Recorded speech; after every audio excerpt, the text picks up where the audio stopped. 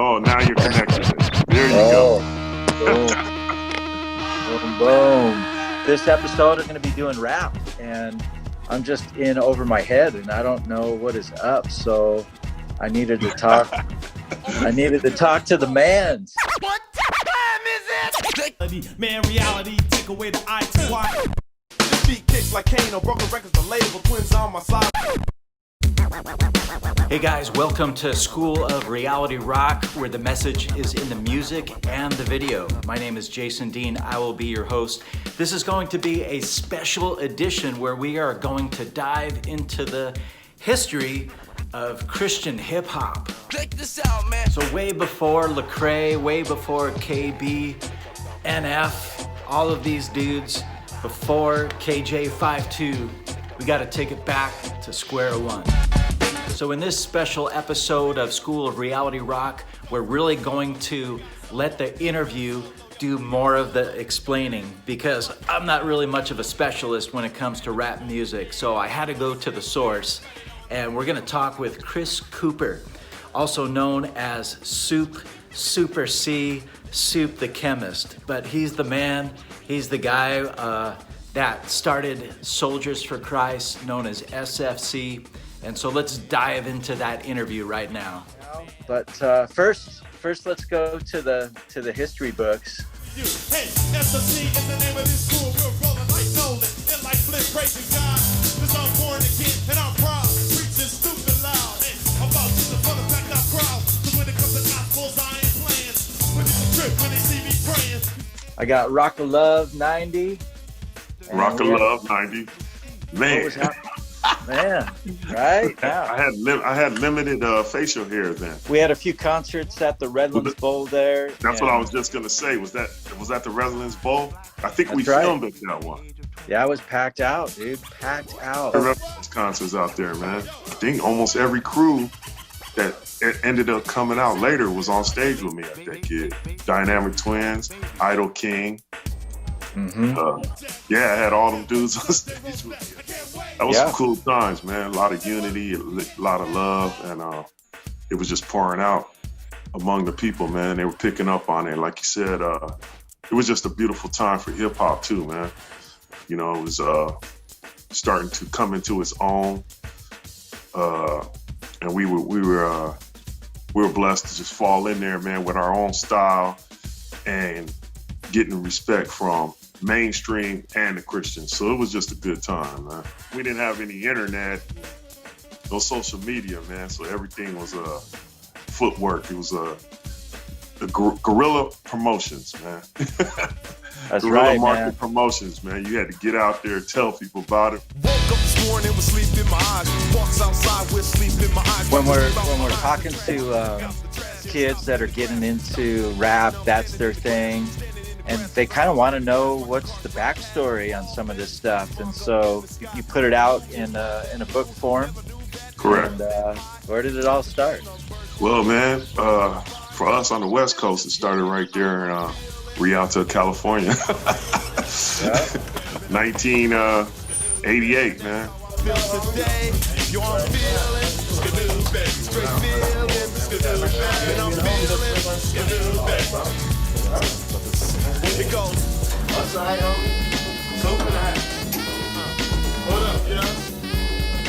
Actually, my first demo was created by Dave Guzman, who went by MC Scroller. When I linked up with him, you know, he kind of showed me the ropes as far as how to get a cassette made where I could sell it myself. And in the midst of that, he actually signed a deal with Broken Records and released something under JC and the Boys. I don't know if you remember that. That was kind of like the first. That was the first thing. Had me, had the Dynamic Twins was with him, MCPs, Poetically. You know, Dave was like the glue, man. He kind of brought us all together, introduced us all to each other. And from that came S.F.C. That was kind of like a fire after that, man. Everybody, I just started pulling out. I started pulling everybody out. We had got to a point where we were, our crew, because see, we were a family back then, man. We weren't just rapping and, you know, in competition and all that, man. I mean, you know, rap is competition, but it was a lot of love there, and we were. I was building. I wasn't trying to hold it all to myself, man. I was building cats up, and I got to a number of 75 cats in the crew. You know what I mean? And we used to literally roll like that to concerts, man. So Yeah.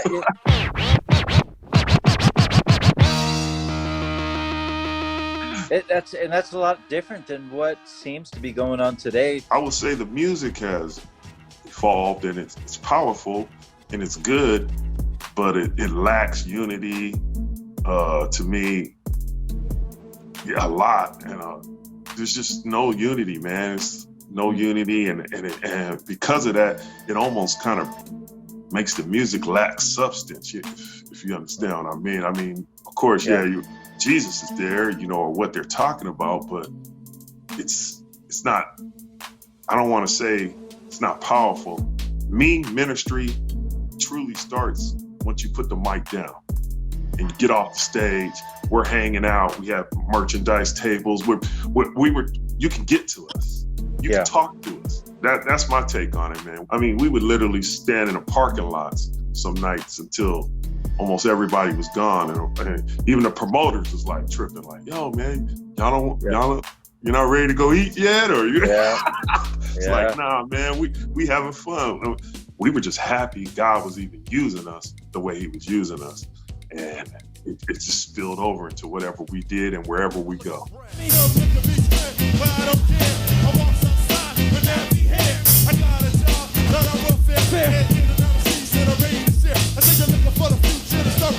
Yo, Soup, man, translate it, homie.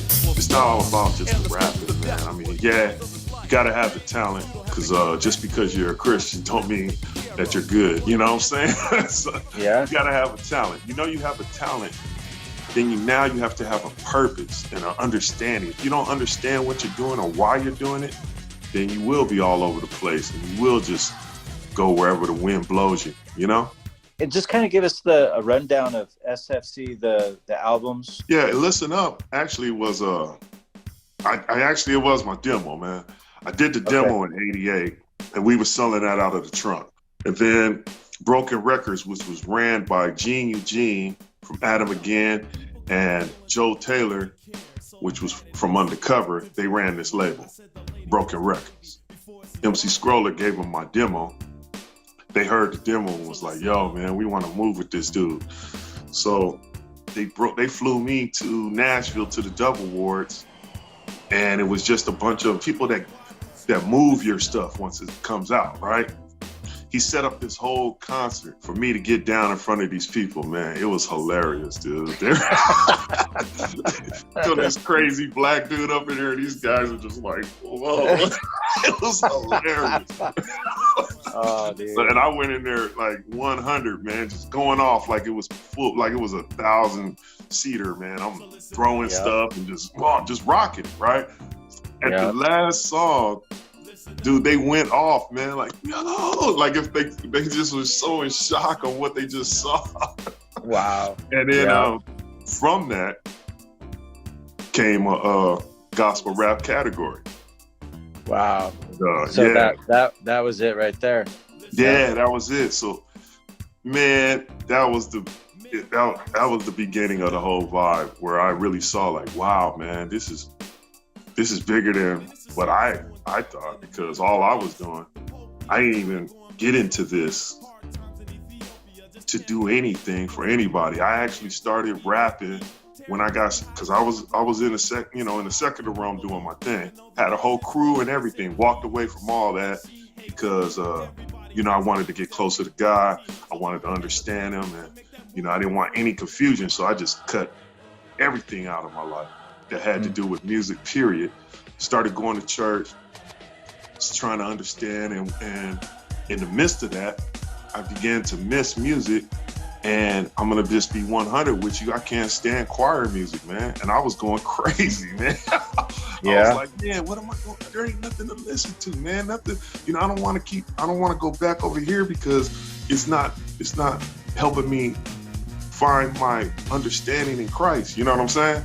Yeah. Because I was into some wild stuff, man. So spiritually, like just apologetics and all has always been my thing. So the music did more to me words did more to me probably than the average individual. So I didn't like to hear a lot of secular stuff when I was trying to understand God. You dig what I'm saying?